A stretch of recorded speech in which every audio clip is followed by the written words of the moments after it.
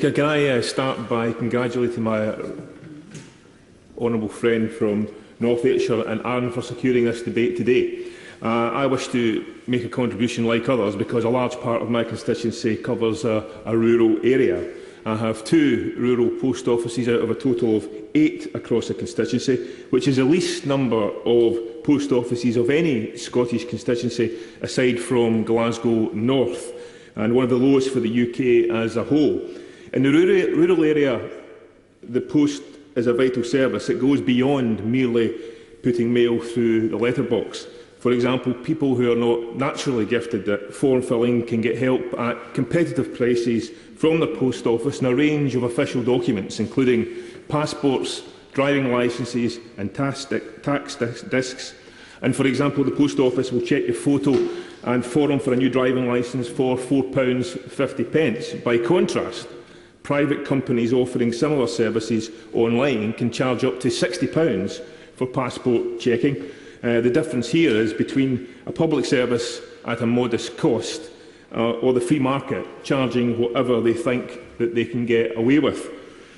When the public services started to be privatised back in the 1980s, the mantra from many who occupied the benches opposite is that competition meant a better deal for the customer. But look at some recent examples. Privatised Thames Water making profits of billions of pounds, but surcharging Londoners for upgrading the sewer infrastructure in this city. Look at the energy companies, including British Gas, who have put up household fuel and electricity costs to an unacceptable level over recent years, not something they're keen to tell SID about.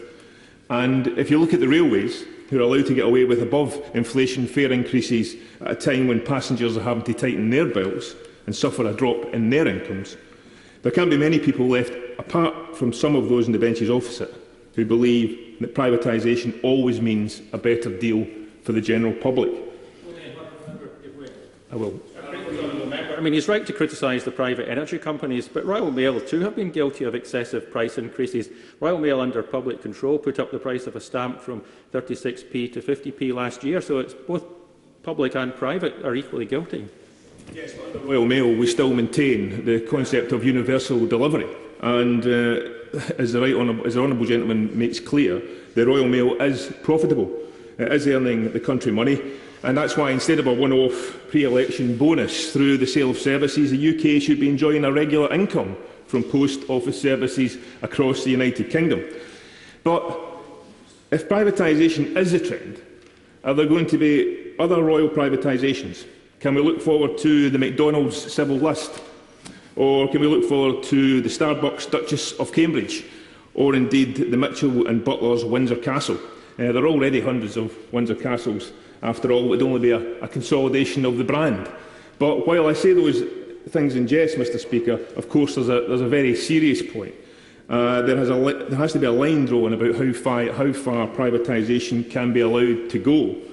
There are some things that everyone, including the government, agrees cannot simply be put up for sale. Honours such as peerages fall into that category, surely, and parliamentary seats are legally immune from sale.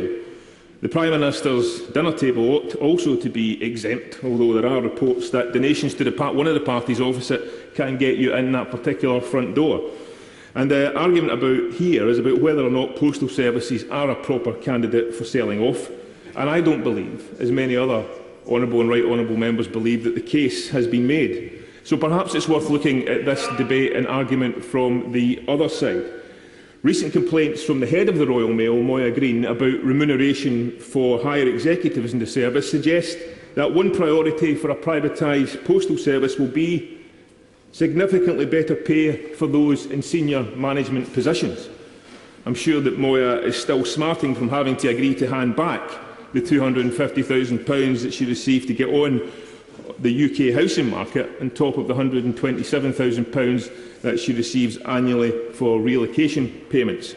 Marie Antoinette's riposte of "let them eat cake" comes to mind.